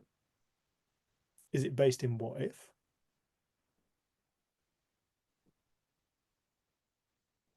Someone texted us at the weekend, and they saying that I've had a few conversations with them around this, and they saw a spider and they're absolutely terrified of spiders. But they said for some reason in that moment, the thought came in, I'm not. Does that name begin with L? Yeah, I'm not afraid of spiders.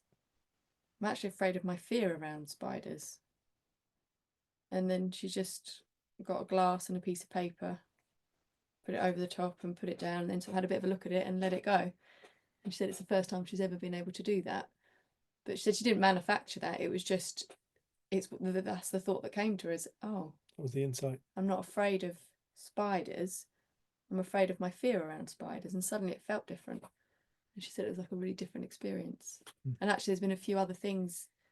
She said it feels like lots of things are starting to collapse because she's starting to see the truth of that statement is it's never going to be the thing that we think it is. Losing the job, illness, not having the right house or car or whatever we think it is. It will always be our concept, our idea around it, our desire or fear, or it's thought. It's an internal thing that we're afraid of, not an external thing. And I guess if you start seeing it as true for one thing, it really can be like a house of cards. You take the bottom card out and it collapses. You're like, wow, that's true.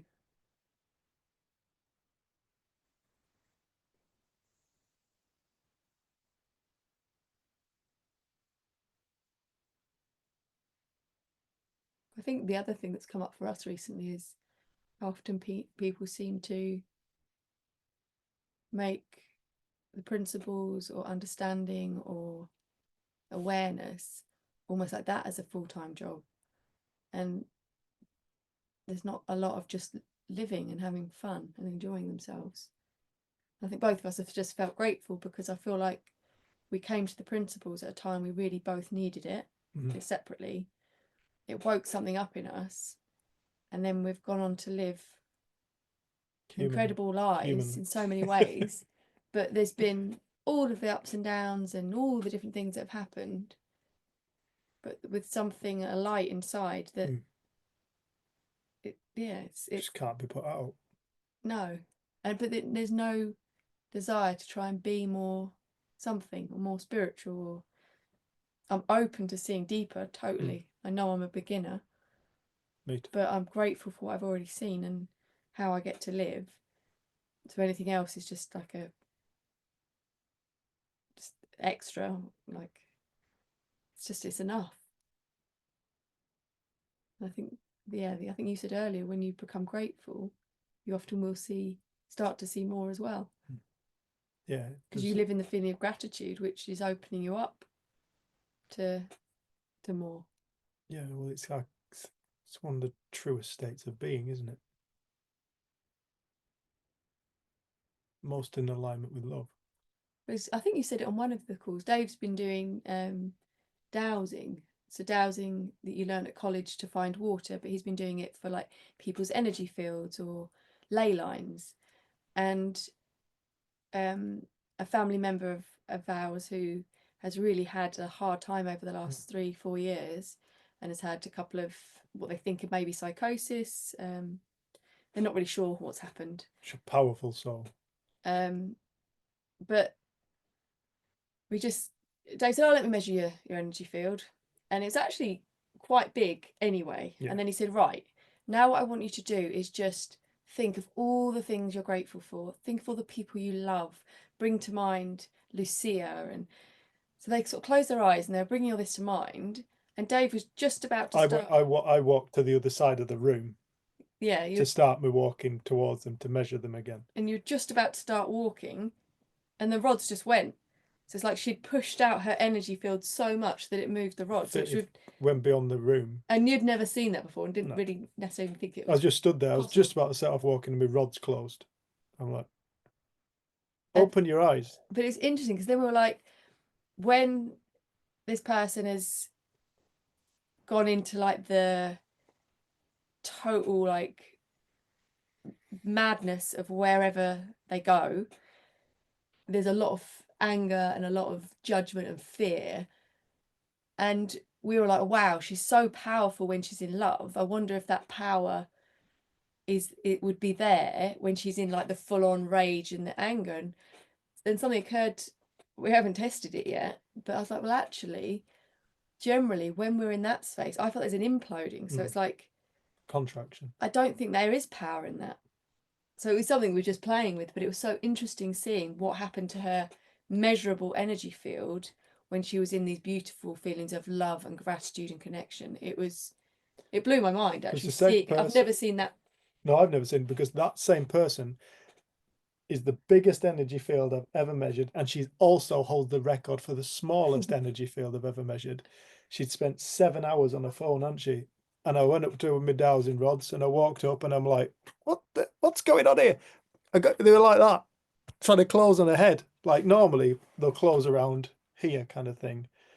Like 18-inch, 2 foot, 2 foot's fairly big, 18 inches fairly standard from my observations of, I haven't got a fuck what I'm measuring, but whatever it is, I'm picking something up and it's measurable, and it seems to be able to, I can notice a difference when people are in love. And but when I measured after spending 7 hours on the phone, the only way I could measure it was coming down from above her head, because I couldn't, my rods wouldn't close because it was too energy was too small, and it closed an inch off the top of her head.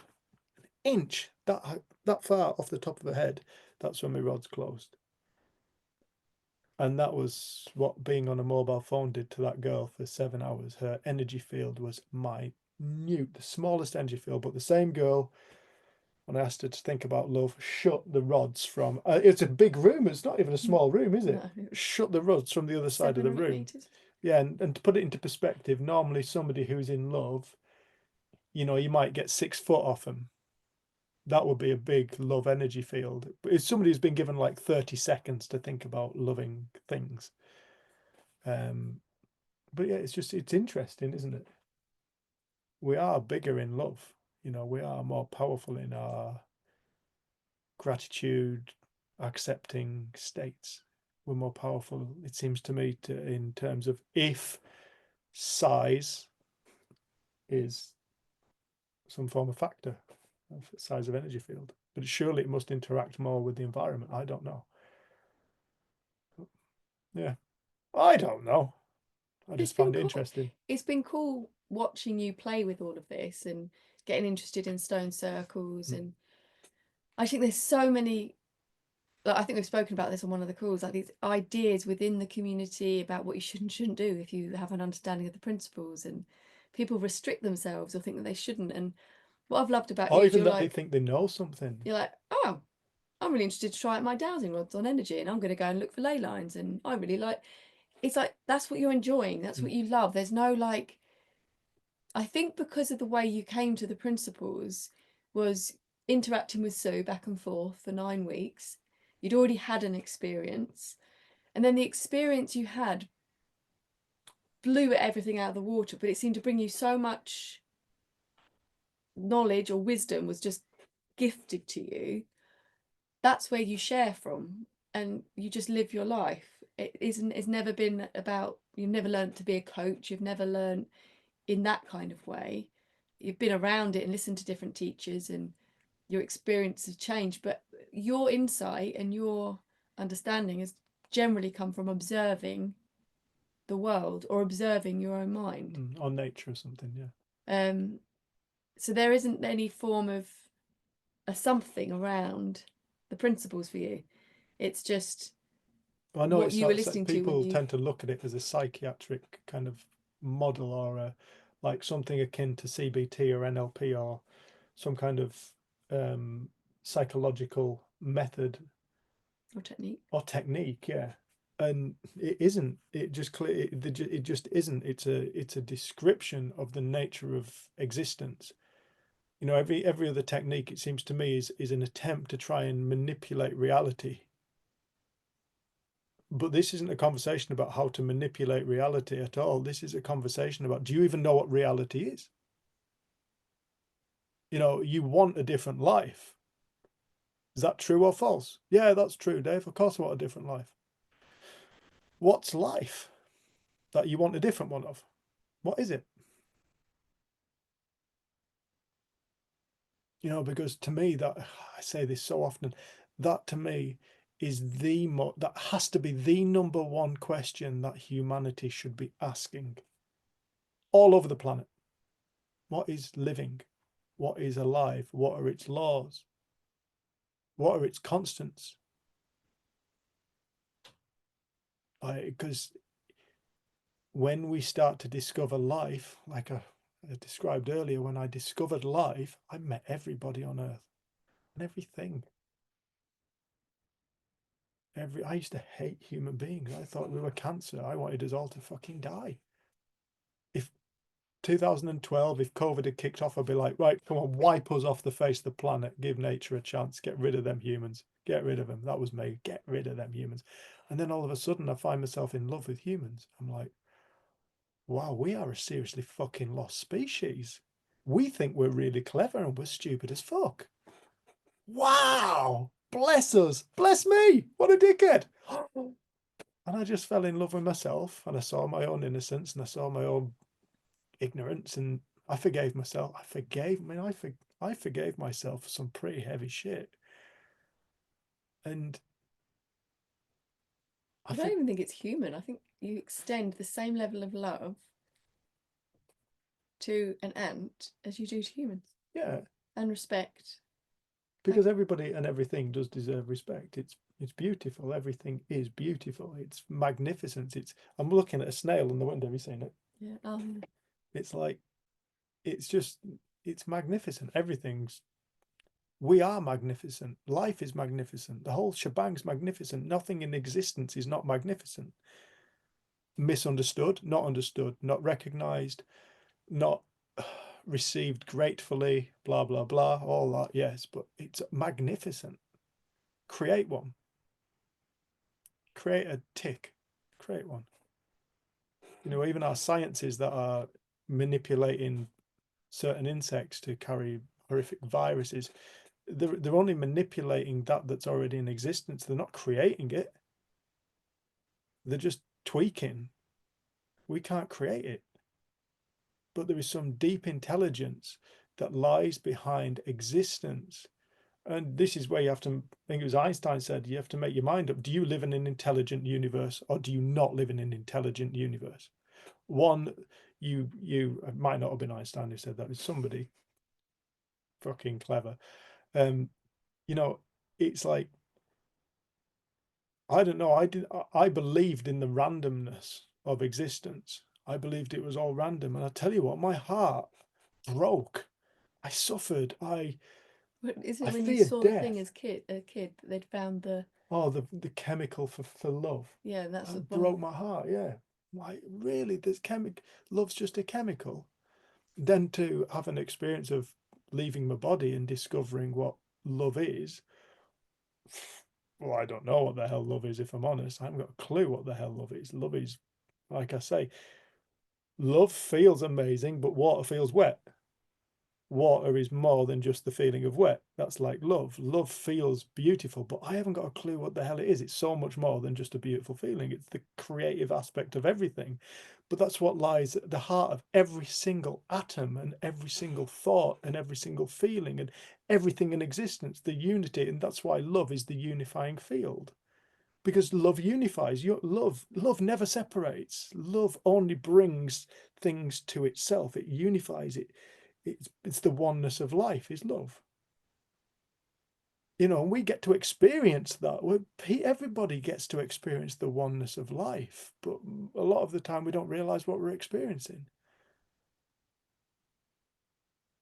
So yeah, I don't know, I just think when you start seeing life as magnificent and you realize your own magnificence, and your magnificence doesn't lie in, am I feeling good, or am I doing well? Your magnificence lies in the fact that you exist. What's that? What is that? What is life?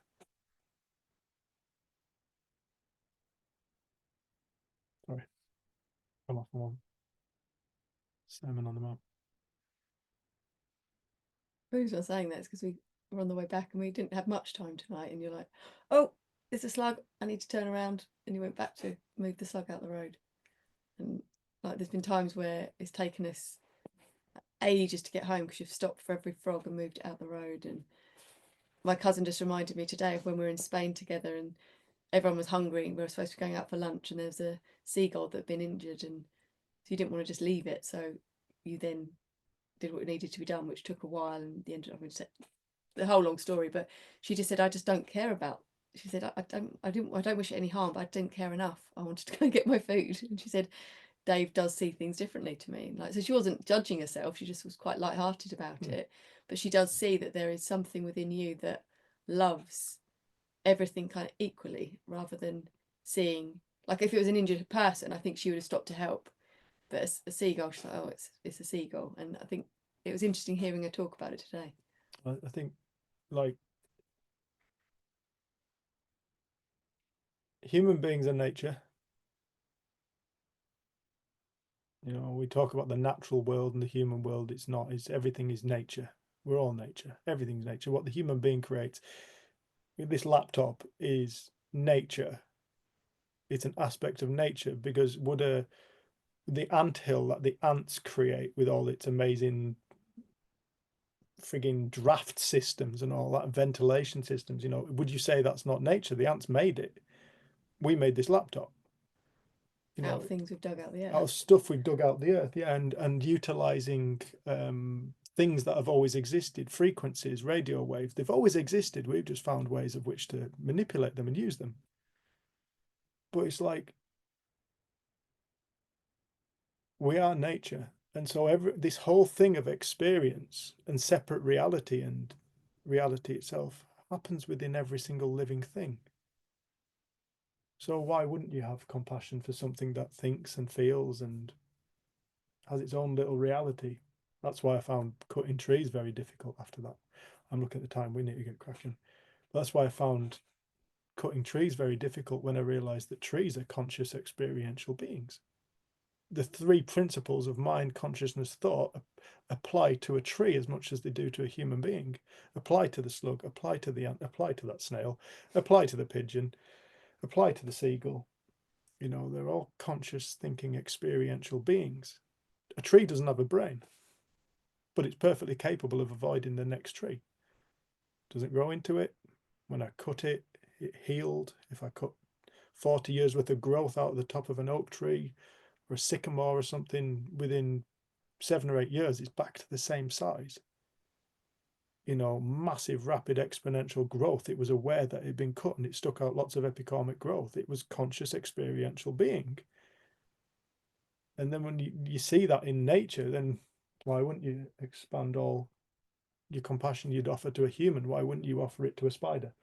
It was lovely watching that be imparted with Lucia, because she's not scared of any creatures, and she calls them her friends, like spider friends, and she picks up slugs, and like she's just got that same level of love, and she's watching, and that's what you show it. And it's really nice to see like another generation now of a person who's going to love and rescue things in the same. Like, she'll be, I've rescued this ladybird, and you're like, have you rescued it, or have you? As long as you get some of your patience. Doesn't seem to, but yeah. Right, does anybody want to say anything? We've kind of gone on a bit.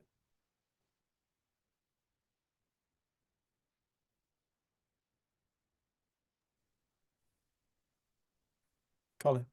I sent you some stuff about stone circles. Oh, thanks, Colin. Jen did say just before I came on this, I need to have a look. It'll blow you away, I tell you. Really? Oh yeah. Thank you, monsieur. Yeah. Listen, we've got to go because my battery's literally about to run out. Oh, we're going to go. Yeah. It's going to do the last businessy bit. So thanks, Col. Thank you, everybody, so much for being here. We really appreciate it. God bless everyone. Thank you all for being here. I'm Dave Ellery. This is Jen. If this has been of any use to you, please consider making a donation. Donations can be made via PayPal, info@freedomthinking.co.uk. Buy me a coffee /Freedom Thinking. I think it's in the description below on the YouTube video. If you're watching this and catch up. And yeah, just thank you everybody so much for being here. Are we doing something next Monday? Well, I was thinking that this weekend we could do the retreat. Might be pushing it a little bit. Just amount of work to do. We'll have a think. Right, God bless everyone. Thank you.